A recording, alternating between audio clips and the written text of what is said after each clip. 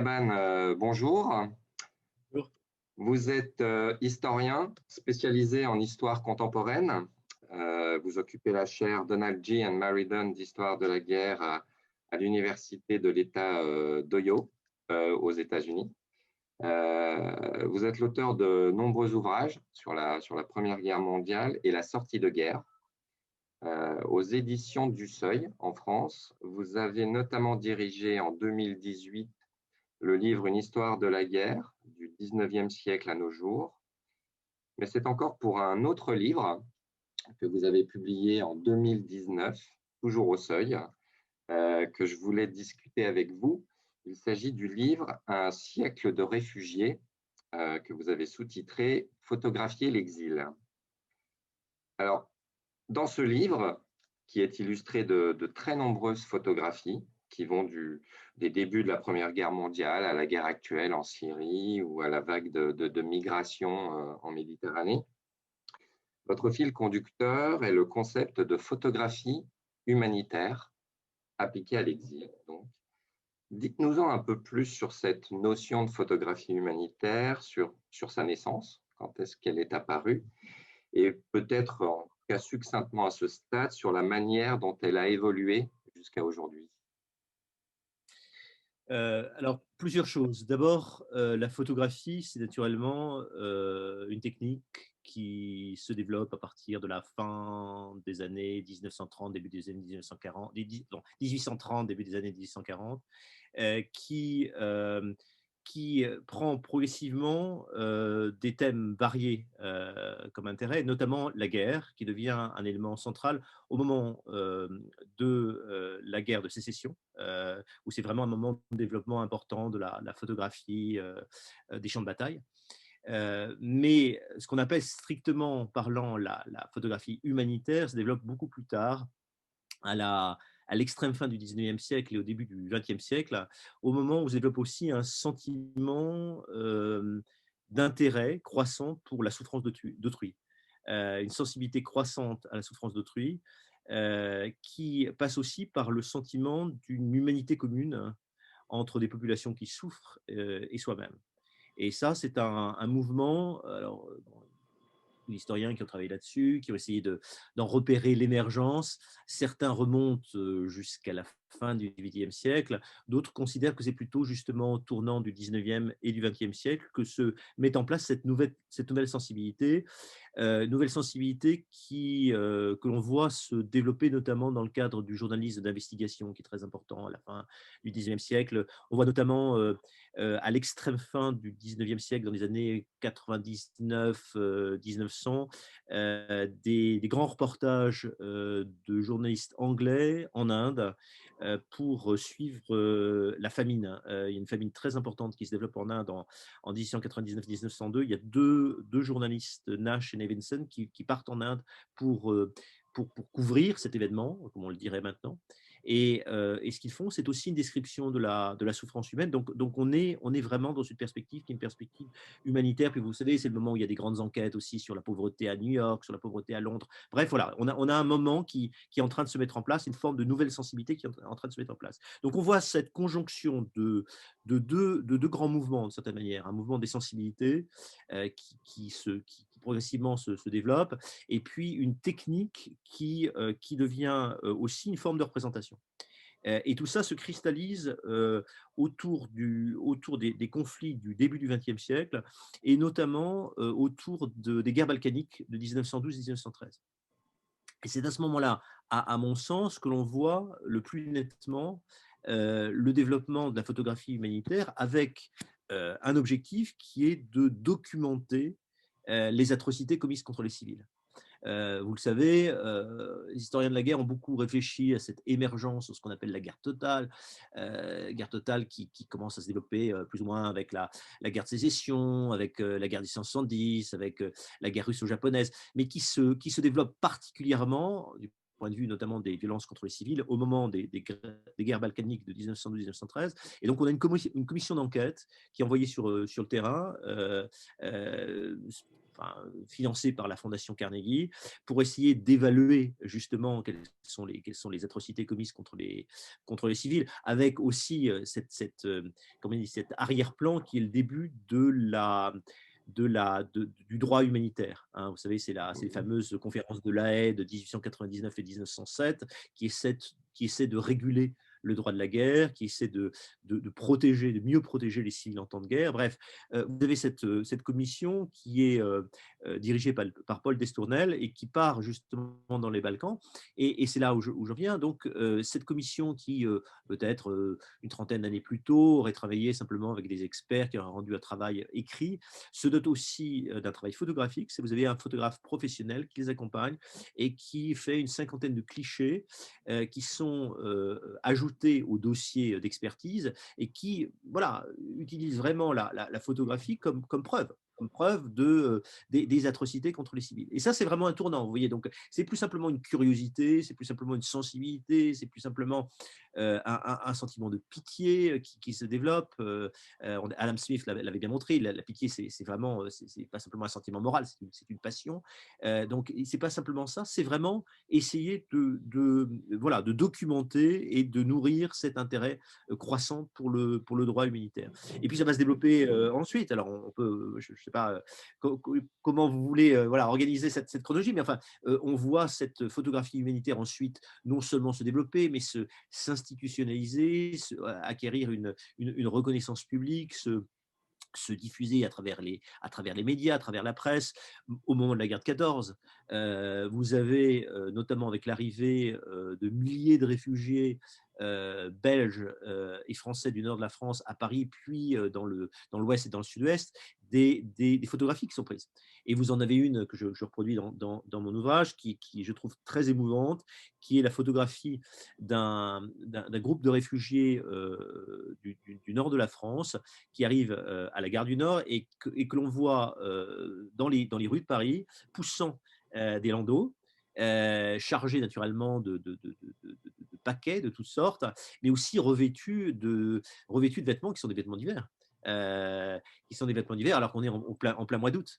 C'est vraiment, me semble-t-il, là on saisit quelque chose de très important. C'est l'irruption de la guerre dans la vie quotidienne de gens ordinaires qui ont pris en quelques minutes tout ce qui avait de la valeur et sont partis ensuite sur les routes pour fuir une invasion. Et c'est très intéressant de voir comment cette image-là, qui est une image iconique presque des débuts de la guerre 14, on peut la retrouver ensuite dans à peu près tous les conflits, tous les conflits du XXe siècle.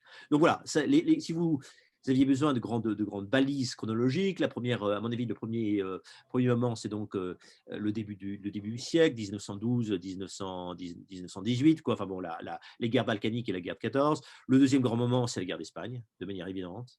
C'est la guerre d'Espagne, avec l'envoi, plutôt côté républicain, mais de très grands reporters de guerre, notamment Capa est bien entendu le plus connu, mais qui vont saisir, et c'est pour ça que ça m'a intéressé, qui vont saisir les civils et la souffrance humaine au plus proche. C'est vraiment, on le voit très bien à un moment très précis qui est début 1939, après la chute de Barcelone, lorsque vous avez 500 000, on a oublié, c'est gigantesque, hein, 500 000 civils qui se retrouvent bloqués à la frontière entre l'Espagne et la France, hein, au Pertu, et qui ont face à eux une dizaine, une quinzaine de très grands photographes, qui sont tous des photographes de guerre d'ailleurs. Il y a naturellement une sorte de parenté intéressante sur laquelle on pourra discuter un peu, une parenté entre la photographie de guerre et la photographie humanitaire, les mêmes techniques, les mêmes appareils aussi de photographie, les mêmes prises de vue, les mêmes cadrages.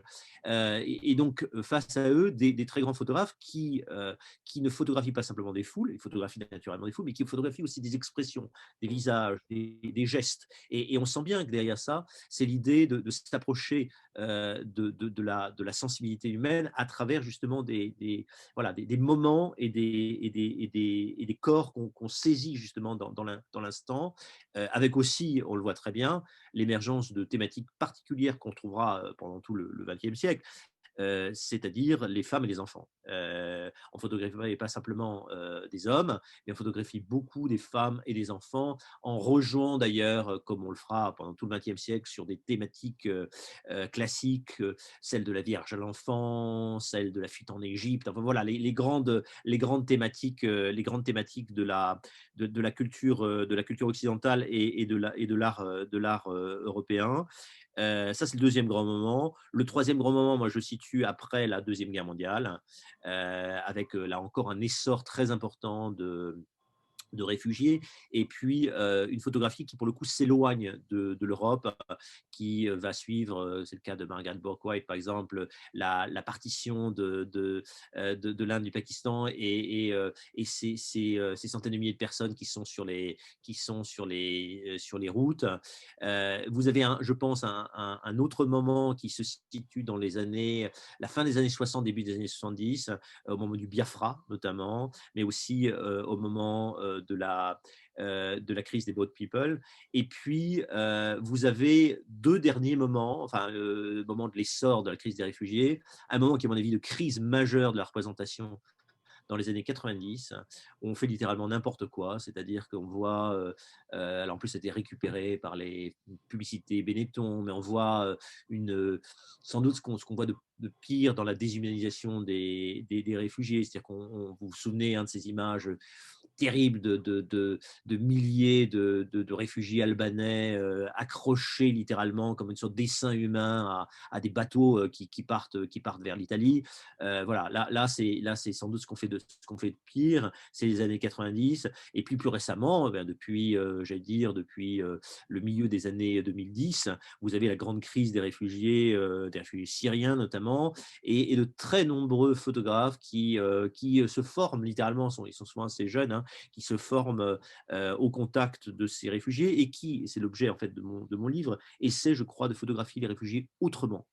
Et ça, j'insiste beaucoup là-dessus, c'est-à-dire que c'est presque d'ailleurs vraisemblablement une conséquence de cette grande crise des années 90. On voit des photographes qui essaient d'avoir une approche plus réfléchie, je crois, de la photographie, qui est à la fois une réflexion sur ce qu'ils photographient, les réfugiés, qui ils sont, d'où ils viennent, ce qu'ils ont à raconter, qui ils sont en tant qu'individus, non pas en tant que groupe simplement, quel est leur passé, mais aussi quel est leur avenir. C'est le gros problème de la photographie. La photographie fixe dans l'instant, hein. La photographie a cela de terrifiant qu'elle fixe des personnes dans l'instant, donc elle les fixe souvent au moment de leur délivrance, de leur sauvetage, mais sans rien vouloir savoir ni de leur passé, ni de leur avenir, ni de leur projet.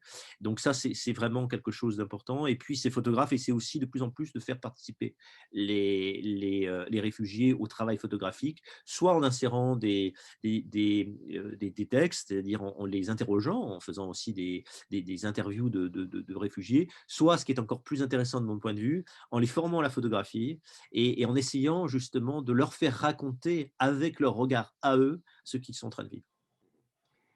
Merci beaucoup pour ces balises temporelles que vous nous avez données. Vous avez commencé à évoquer les dérives de la photographie humanitaire, et aussi les ripostes, les réponses que les photographes, notamment, peuvent essayer de nos jours d'apporter. On va essayer de creuser un petit peu plus, parce que vous avez, avant d'en venir plus en détail sur ces deux points que vous avez commencé à dévoiler, vous avez pris l'exil, c'est-à-dire le déplacement de population, bien souvent lié à des conflits, pour objet de cette photographie humanitaire. Pourquoi les exilés, les réfugiés, les déplacés, il y a beaucoup de noms pour les désigner, ont-ils si souvent été photographiés dans l'histoire? Alors, première chose, effectivement, vous avez raison de noter que exilés, réfugiés, déplacés, c'est pas la même chose, hein. Il y a une terminologie qui relèvent du droit international. Réfugiés, ce sont des personnes depuis 1951 qui passent une frontière et qui sont forcées par la violence, notamment des conflits, à quitter leur pays. Donc il y a des définitions. Bon, on ne va pas s'attarder là-dessus. La question, effectivement, de savoir pourquoi la photographie s'est autant intéressée à ces personnes et pourquoi elles sont aussi présentes, je crois qu'il y a plusieurs choses. Et on pourrait poser la question d'abord de savoir qui véritablement est photographié.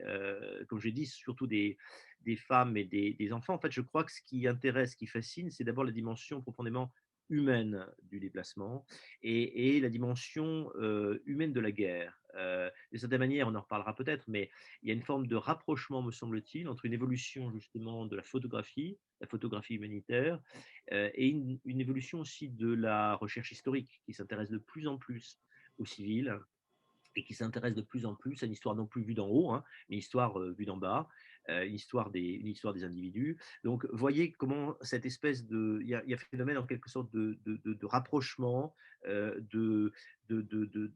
d'intérêt pour la dimension humaine et vécue de la guerre. Et ça, je crois que c'est une dimension très importante qui explique cet intérêt pour les réfugiés. La deuxième chose, c'est aussi le côté dramatique du déplacement, hein. Et on peut se demander qu'est-ce qui est montré dans le fond dans la photographie. Ce qu'on montre, c'est surtout des espaces, des camps, hein. Il y a toute une thématique autour des camps. Et c'est d'ailleurs une énorme difficulté, je pense, pour les photographes humanitaires, à la fois de montrer des camps en intégrant tout l'imaginaire qui est celui des camps, qui est un imaginaire qui remonte bien évidemment aux années 30, aux années 40, enfin bon, à tout ce que le XXe siècle a charrié de violences extrêmes contre les populations civiles, et comment, voilà, comment on peut photographier un camp en montrant peut-être des grillages, en montrant des baraquements, des alignements, ce genre de choses. La grosse difficulté aussi, me semble-t-il, c'est c'est de, de photographier des camps qui sont des camps très anciens. Euh, J'insiste vraiment là-dessus parce que c'est quelque chose auquel qu'on a tendance à passer sous silence, mais qui est très important. La plupart des camps de réfugiés, alors vous avez des camps qui sont très récents, relativement récents, qui correspondent à des crises humanitaires très récentes. Et moi, ce qui m'intéresse aussi en tant qu'historien, c'est que vous avez des camps au Proche-Orient qui sont des camps qui ont déjà 70 ans d'âge. En Afrique, on a des camps qui sont déjà vieux de 40 ans.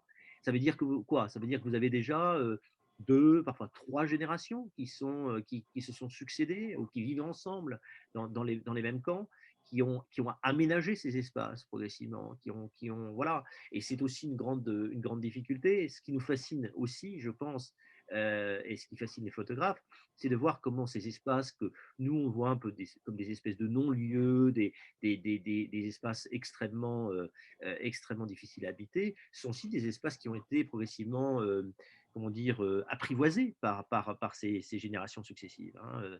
Il y a une forme de bricolage, d'aménagement.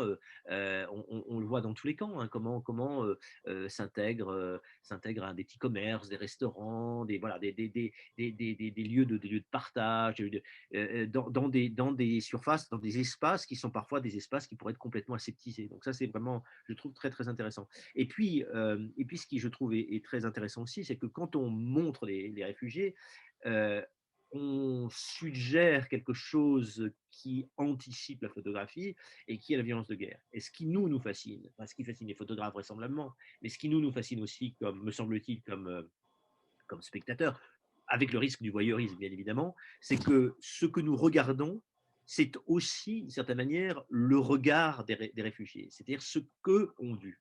Nous, on ne peut pas, et les photographes ne peuvent pas toujours accéder, bien évidemment, aux lieux de massacre, aux lieux de génocide, aux lieux de violence extrême contre les civils. Et en voyant le regard des réfugiés, en voyant le regard d'un enfant qui a vécu pendant des mois dans sa ville bombardée, qui a fini par fuir avec sa famille, on regarde la guerre.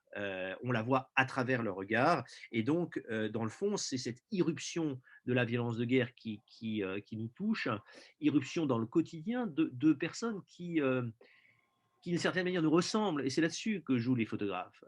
Bien évidemment, ces réfugiés ne sont pas nous, et il y a cette distance sur laquelle, voilà, on va pouvoir peut-être en parler aussi, mais il y a une forme de, voilà, de proximité qu'une fois encore Adam Smith avait très bien montré, cette espèce d'empathie qui se crée, ou du moins ce risque de basculement qu'on l'on imagine dans sa propre vie à travers à travers le regard des réfugiés.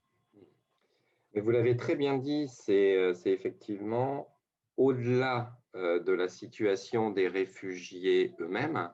D'une certaine manière, c'est l'ombre de la guerre Mais qui provoque l'intérêt des photographes, mais donc des médias, des ONG, des organisations internationales.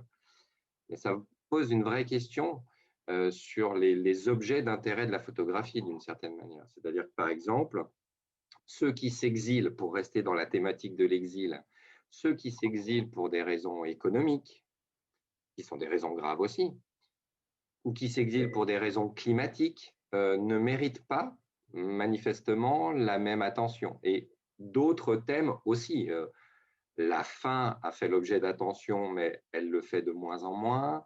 D'autres thématiques sociales plus compliquées à photographier, peut-être, ne méritent pas la même attention. Comment vous c'est très l'expliquez? juste, c'est très juste, c'est très juste. Je crois qu'il y a une polarisation sur la guerre. Euh, euh, il y a plus que ça. Quand on regarde les statistiques internationales, on se rend compte que à peu près 80%, je crois que c'est même un peu plus, 85% des réfugiés sont des réfugiés qui en fait circulent à l'intérieur même du tiers-monde, d'un pays pauvre à un pays pauvre en quelque sorte. Euh, et regardez les photographies, l'immense majorité, non pas du travail des photographes, ça serait très injuste, hein, parce que beaucoup de photographes vont naturellement sur place. Cela dit, il y a plein d'endroits maintenant où on ne peut plus se rendre, hein, comme photographe de guerre, comme photographe humanitaire. Il y a toute une partie de l'Afrique qui est devenue trop dangereuse. Voilà, bon. Mais l'immense majorité des photographies, notamment des photographies qui sont publiées, qui sont diffusées dans la presse, sont des photographies de réfugiés arrivant en Europe, arrivant en Grèce, arrivant en Italie, qui représentent littéralement pour le nombre, pour la proportion de réfugiés à l'échelle mondiale, simplement, je vous l'ai dit, quelque chose comme 15 à 20% de l'ensemble des réfugiés donc à l'échelle mondiale. Donc c'est très intéressant aussi de voir comment non seulement on se polarise sur la guerre, mais on se polarise sur les réfugiés qui viennent chez nous, avec toute cette ambiguïté de les représenter comme une menace, disons-le, puisque on les déshumanise considérablement, on les présente en groupe, on les essentialise, et en fait voilà, on en fait, on nourrit une forme de menace permanente. C'est le grand danger effectivement de cette photographie. Voilà, donc je pense qu'effectivement il y a peut-être un effet de loupe sur la guerre. Euh, les choses peuvent se corriger, je pense, si les photographes voilà, sur lesquels j'ai travaillé dans mon livre, cette jeune génération, s'intéressent aussi justement je pense par exemple aux déplacés climatiques. Ça, je pense que c'est effectivement une thématique qui va devenir de plus en plus importante, de manière très évidente, et ça sera sûrement une thématique qu'il faudra développer, mais qu'il faudra développer à partir de comment dire, à partir de thématiques nouvelles, d'un imaginaire nouveau. Voilà, quand on photographie la guerre, les réfugiés de guerre, on a déjà un siècle derrière soi de photographie humanitaire. Là, il va falloir quand même inventer, je pense, une autre forme justement de photographie, une autre manière. Qu'est-ce qu'on montrera exactement? Ça sera peut-être qu'on s'intéressera plus justement aux trajectoires individuelles, je crois, hein. Et puis aussi à quelque chose qui m'a beaucoup intéressé en travaillant sur ce livre, aux objets que les réfugiés apportent avec eux. J'ai tout un chapitre qui est là-dessus, hein, parce que c'est vraiment quelque chose sur lequel les photographes humanitaires travaillent de plus en plus. Qu'est-ce qu'on emporte avec soi? Voilà. Qu'est-ce qu'on emporte avec soi? Alors ça pose toute une question, d'ailleurs, naturellement, d'attitude à l'égard des réfugiés. Vous avez vous avez des photographes qui demandent à des réfugiés d'ouvrir leur sac pour on voit ce qu'ils ont dans leur sac. Vous en avez d'autres qui leur demandent de choisir, hein, ce qui m'en est le plus intéressant, de choisir l'objet qui leur semble le plus important. Et puis, parfois, voilà, les réfugiés, pour la plupart, sont partis avec très peu de choses, avec un objet qui est un objet symbolique, qui est un objet familial, et puis avec quelque chose qui revient à peu près systématiquement maintenant, c'est le téléphone portable, hein, qui est devenu un élément de survie, littéralement, hein, pour beaucoup, beaucoup de gens. Arriver comment dire, à recharger son téléphone portable, c'est un élément de survie. Et donc, on le voit dans très nombreuses photographies de réfugiés, justement. Hein, voilà, donc cet objet fétiche parfois, un peu sacralisé, un peu protecteur, que les réfugiés emportent avec eux, ça me semble aussi une thématique très intéressante. Euh, les ONG font un usage important et pour cause de la photographie humanitaire. Quel regard, vous, après avoir vu des milliers de photos pour construire ce livre, quel regard vous portez sur l'utilisation de la photographie par les ONG, spécifiquement, qui utilisent beaucoup la photographie pour leurs campagnes, pour leurs actions? Qu'est-ce que ça vous inspire? D'abord, c'est pas un problème.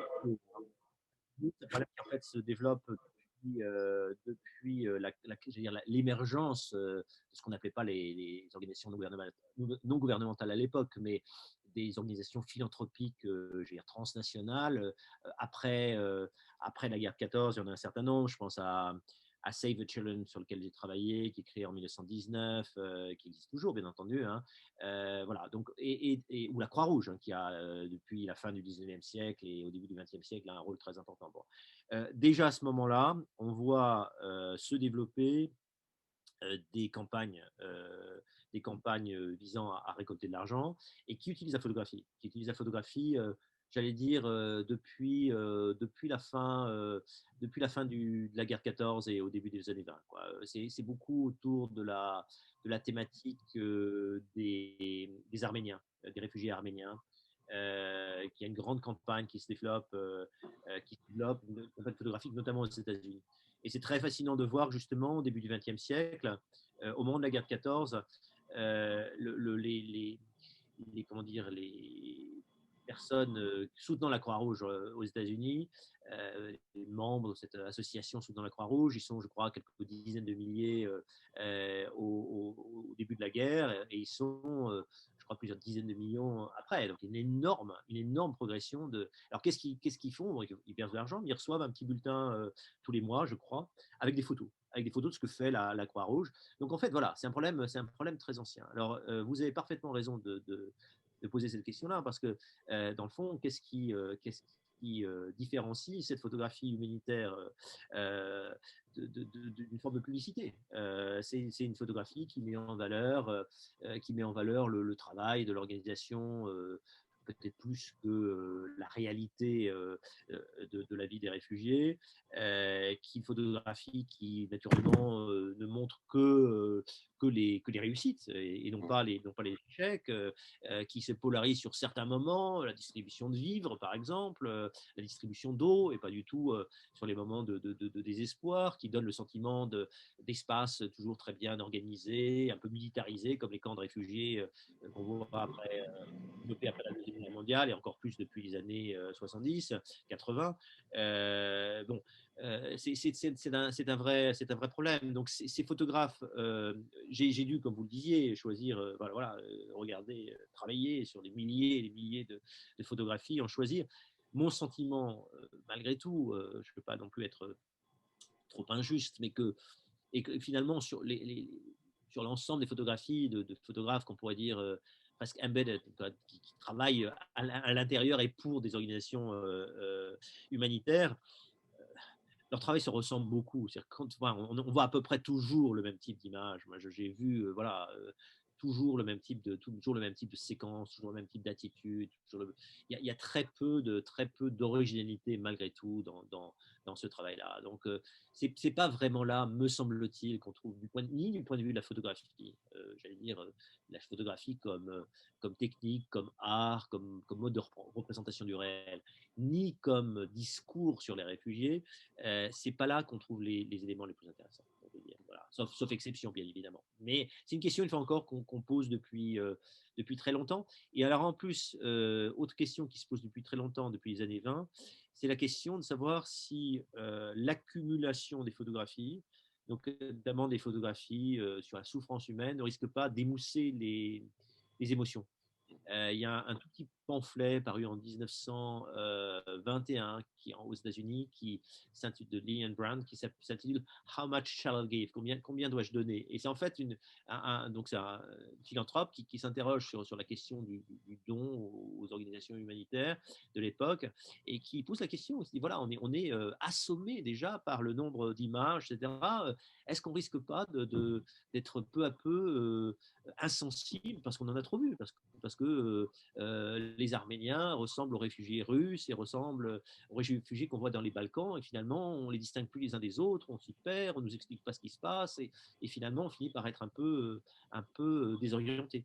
Donc je crois que c'est aussi une vraie question à l'heure actuelle. Voilà, quelle est l'efficacité, pour reprendre complètement la perspective développée par les ONG, finalement, quelle est l'efficacité réelle de cette espèce parfois disons-le, de course de course au spectaculaire, quoi, de vision de plus en plus spectaculaire, de plus en plus effrayante, qui peut-être ne touche pas, n'arrive pas toujours à responsabiliser les populations qui sont amenées à soutenir l'effort des organisations humanitaires.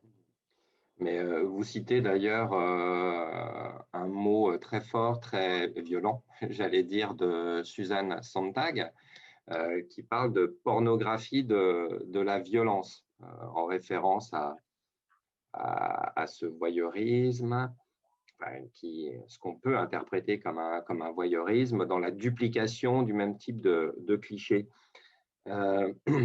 Comment parce que je pense que les ONG humanitaires sont d'une certaine manière prisonnières de cette iconographie reproduite à satiété depuis des années. Comment les associations humanitaires et les photographes, qui, c'est à noter d'ailleurs, sont de plus en plus à travailler pour des ONG, parce qu'ils ont du mal à travailler pour des organes de presse, très souvent, comment les uns et les autres, dans quelle direction ils pourraient aller pour rendre ces images sensibles et pour atteindre leur cible, qui est de mobiliser les gens, les donateurs, les opinions. Alors, plusieurs choses. D'abord, de Susan Sontag, cet essai sur la souffrance des autres, en fait, où elle utilise ce terme de pornographie de la violence, est paru juste après le 11 septembre. Et justement, selon elle, un moment presque vertigineux comment dire, de spectacle de la violence en direct. Et puis après, vous savez, elle a publié un article très connu, je pense que c'était dans le New York Times, dans le New York Review of Books, sur Abu Ghraib, sur ces images atroces de prisonniers torturés et de photographies, des presque des sortes de trophées qui avaient été pris, des photographies qui avaient été prises par des geôliers à Abu Ghraib. Donc c'était un peu le contexte de réflexion de Sontag sur la violence, son spectacle, sur ce qu'elle faisait à la société, sur la manière dont elle abîmait la société. Alors, comment échapper à ça? C'était en 2001, il y a déjà à peu près 20 ans qui sont passés, donc les choses ne sont vraiment pas améliorées. Comment éviter ça? Et enfin, encore, je le dis du coup sans donner de leçons, simplement en me faisant le porte-parole de justement cette génération de jeunes photographes qui travaillent. Je pense à Annabelle Guerrero, je pense à Anne A.R. et beaucoup d'autres, et beaucoup de femmes d'ailleurs qui travaillent sur ces, mais aussi les Américains comme Sergei Ponomarev qui travaille aux États-Unis, comme Yanis Bera qui se fait. Il y a toute une génération qui travaille là-dessus. Bon.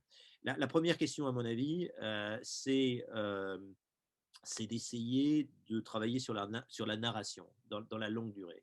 C'est d'éviter le fait on fixe des individus dans un instant. Et je pense que c'est très important, si l'on veut échapper à cette pornographie de la violence, de replacer les individus dans leur discours de vie, quoi, dans de ce qu'ils ont été, dans les raisons pour lesquelles ils sont partis, dans leur projet. Et ça, cet effort d'individualisation est quelque chose d'important. Ce qui est aussi une manière, je crois, d'échapper au spectaculaire, d'échapper à l'anecdotique. Voilà, l'anecdotique est aussi quelque chose de très dangereux. Bon. La deuxième solution, c'est, je crois, de faire des réfugiés des acteurs de leur récit. Euh, je l'ai déjà dit, mais ça passe par la formation au métier de photographe. Ça passe aussi, mais oublions-le, enfin, on l'oublie beaucoup trop. Ça passe aussi par faire appel à des réfugiés photographes. Ce qui, moi, me choque aussi énormément, ce qui choque beaucoup de ces jeunes photographes dont je parle dans mon ouvrage, c'est qu'on oublie que les réfugiés sont aussi,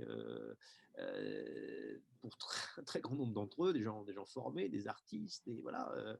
Il y a eu une très belle exposition à Venise il y a un an qui s'appelait Rothko in Lampedusa, qui était organisée par les Nations Unies, justement, et qui montrait des photographies prises par des réfugiés. Plus précisément, d'ailleurs, c'était une exposition qui qui était organisée autour de photographes extérieurs et de photographes qui étaient des photographes réfugiés. Bon. Ce dialogue, je trouve, entre des réfugiés photographes et des photographes professionnels, des photographes humanitaires, me semble indispensable. Bon, c'est pas très nouveau là non plus. Hein. On a déjà, au moment de la guerre d'Espagne, des photographes, notamment encore républicains naturellement, qui sont eux-mêmes des photographes professionnels qui sont réfugiés et qui prennent des photos, qui témoignent et qui c'est pas d'ailleurs simplement un problème de témoignage, qui sont aussi des artistes et qui s'expriment, voilà, qui s'expriment sur leur réalité. On voit ça aussi à la fin de la Deuxième Guerre mondiale, notamment chez les survivants de l'Holocauste, d'anciens photographes qui prennent des photographies de camps de déplacés en 1945, en 1946. C'est d'ailleurs fascinant, c'est sans doute dans toutes les photos que j'ai utilisées dans cet ouvrage, celles qui m'ont le plus ému, ce sont les photographies une fois encore prises par des photographes réfugiés en 1945-1946 dans ces camps déplacés. Qu'est-ce qu'ils prennent en photo? Ils prennent des sportifs, manière de montrer la reconstruction des corps après des années de persécution, de faim, de déportation. Ils mettent enfin, ils photographient aussi des familles notamment avec des très jeunes enfants, des bébés, voilà, c'est une manière aussi de dire que voilà, ils ont voulu nous exterminer, mais on a survécu et l'avenir nous appartient. Voilà. Et c'est, je crois, passionnant de voir comment la photographie, c'est peut-être finalement la réponse la plus importante à votre question sur la pornographie de la violence, comment il faut faire de la photographie non pas simplement un outil pour objectiver, pour transformer en document, pour dénoncer, mais une promesse d'avenir, quelque chose qui est effectivement aussi de l'ordre de la création, qui montre que des hommes, des femmes, des enfants sont capables de se projeter dans l'avenir. Et il faut montrer ça. Il faut montrer que le mouvement même du réfugié n'est pas un mouvement simplement de départ et de fuite, c'est aussi une foi dans l'avenir, un projet dans l'avenir. Et c'est, je crois, absolument, absolument fondamental. Et c'est effectivement de plus en plus ce qu'essaient de faire ces jeunes photographes. Je voudrais terminer par une dernière question qui nous sort un petit peu de la thématique de la photographie. Mais le sentiment que j'ai, c'est qu'en histoire, mais comme dans d'autres sciences sociales, l'humanitaire, l'action humanitaire, le fait humanitaire est très souvent minoré, euh, accessoirisé. Euh, et vous, vous avez intégré l'humanitaire dans votre travail, et je vous en félicite. Mais du coup, de votre point de vue d'historien, quelle place l'humanitaire occupe dans l'histoire contemporaine? Alors, merci. Sur l'histoire, la pratique de l'histoire et l'humanitaire, c'est en fait un intérêt ancien qui est bien antérieur à cet ouvrage sur la photographie, parce que j'ai publié il y a 5 ans, maintenant 6 ans, un livre en anglais qui est sur l'origine de l'humanitaire après la Première Guerre mondiale, développement des grandes organisations non gouvernementales, même si elles ne portent pas ce nom-là dans les années 20. Euh, Moi, ce qui m'intéresse, c'est plein de choses. Je pense que c'est en fait lié effectivement à l'évolution de manière générale de l'histoire de la guerre. La première chose, c'est tout simplement d'intégrer de plus en plus les civils dans une histoire de la guerre. Ça, c'est un mouvement ancien qui date peut-être des années 70, 80. On a quand même de plus en plus de travaux qui essaient de montrer, non pas simplement d'ailleurs les civils comme victimes, les civils comme acteurs du temps du phénomène guerrier. Vous avez des travaux relativement récents sur les enfants, sur les adolescents en temps de guerre, bien entendu sur les femmes. Voilà, vous avez des tas de travaux qui essaient de revaloriser cette dimension des civils. Et ça n'est que, en fait, la prise en compte de l'évolution de la violence de guerre au XXe siècle. Il faut quand même le rappeler en 2 mots. Les civils représentent, au moment de la guerre de 14, à peu près 20% des victimes de la guerre. À l'heure actuelle, il faut s'en souvenir, les civils représentent plus de 90% des victimes de la guerre. Hein. Dans le fond, les conflits font beaucoup moins vraiment beaucoup moins de victimes militaires que de victimes civiles. À l'heure actuelle, voilà, il y a une énorme proportion de victimes civiles. Ça, c'est la première chose. La deuxième chose moi, qui m'intéresse beaucoup dans l'humanitaire, plus spécifiquement, c'est le rapport entre la pratique et le droit. Entre la pratique humanitaire et le droit humanitaire. Et c'est quelque chose sur lequel j'ai travaillé au moment de la guerre de l'après-guerre de 14. À mon sens, mais c'est un débat entre historiens, à mon sens, la pratique sur le terrain, on le voit très bien dans les années 20, a un effet sur l'évolution du droit humanitaire et non pas l'inverse. Et je suis très intéressé par cette espèce de circulation, de remontée d'expérience, si vous voulez, de ces premiers techniciens, enfin le terme n'est pas très beau, mais de l'humanitaire, des ingénieurs, des médecins, voilà,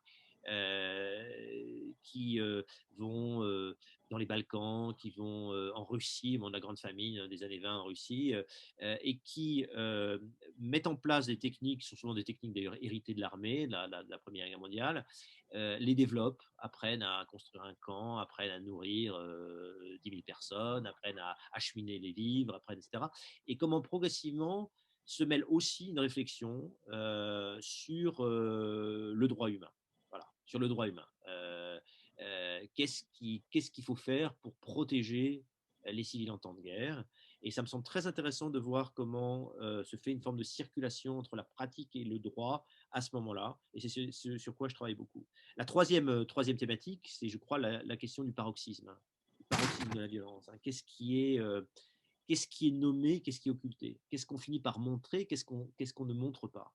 Parce que finalement, c'est ça l'intérêt de travailler notamment sur la photographie. C'est pas simplement travailler sur la mise en scène, sur le cadrage, sur les thématiques, etc. Mais aussi tout ce qui nous échappe, tout ce qui est hors champ, euh, tout ce qui, euh, tout ce qui n'est pas montré, peut-être pas montrable parce que les sensibilités n'ont pas évolué au point où elles sont, ou parce que voilà, pour X ou X raisons. Bref, ce jeu sur montrer, ne pas montrer, nommer, ne pas nommer, ce qui est innommable, ce qui est occulté, tout ça me semble vraiment très très important et tout ça est lié vraiment à un travail sur la violence paroxystique sur lequel beaucoup d'historiens de la guerre travaillent. Et enfin, tout simplement parce que ça me semble être un des éléments centraux du projet des historiens de la guerre pour les décennies à venir, c'est une histoire plus globale. une histoire plus globale, une histoire des circulations d'hommes, mais aussi d'idées, de matériel, de matières premières, voilà, enfin, tout ce qui fait que la guerre est un phénomène global. Et là, pour le coup, c'est assez largement encore en friche parce qu'on est encore très enserré dans des histoires nationale de la guerre. Moi, je vois bien au moment avec la guerre 14, on fait au mieux une histoire comparée, ça on l'a fait assez bien d'ailleurs depuis une quarantaine d'années, notamment l'historien de la Grande Guerre a joué un rôle très important pour cette histoire comparée de la guerre 14. Pour ce qui est de l'histoire globale, elle se développe, hein, elle n'est pas du tout, enfin, ce n'est pas tout à fait complètement le début, mais on est quand même dans un terrain qui est en terrain de plein développement. Et de manière évidente, cette histoire des réfugiés, cette histoire de l'humanitaire, est une histoire qui va avoir un rôle central dans cette histoire globale des conflits. Mais ça demande un effort majeur, parce que ça demande non seulement de s'ouvrir à d'autres cultures, à d'autres langues, mais ça demande aussi, je crois, d'intégrer l'expertise d'historiens, de spécialistes de sciences sociales qui ne sont pas des occidentaux. Voilà. Le grand souci de la photographie humanitaire, c'est qu'elle est très souvent, reconnaissons-le, une histoire de l'image créée par des occidentaux sur un monde non occidental. C'est globalement ça. Voilà. Moi, ça m'intéresserait beaucoup. J'ai essayé un peu de le faire dans cet ouvrage, mais il y a encore beaucoup à faire. Voilà. Qu'est-ce que c'est, par exemple, que la photographie humanitaire japonaise, qui est importante, hein, assez difficile d'accès. Bon, il y a une photographie humanitaire japonaise aussi. Qu'est-ce qu'on photographie, depuis quand, avec quelle thématique, est-ce que c'est différent, voilà. Et ces circulations aussi autour de l'image entre, bon, pour le dire de manière très provisoire, entre effectivement Orient et Occident, enfin entre un monde occidental et non occidental. Les catégories ne sont pas du tout satisfaisantes, mais en tout cas, une circulation à l'échelle globale des images, des représentations, des idées, des pratiques, ça me semble absolument passionnant, et c'est évidemment un des grands chantiers d'avenir. Merci beaucoup, Bruno Cavannes, d'avoir pris le temps de répondre à mes questions, et je renvoie évidemment à votre livre, excellent livre. Merci Merci beaucoup. pour votre invitation. Merci. Merci.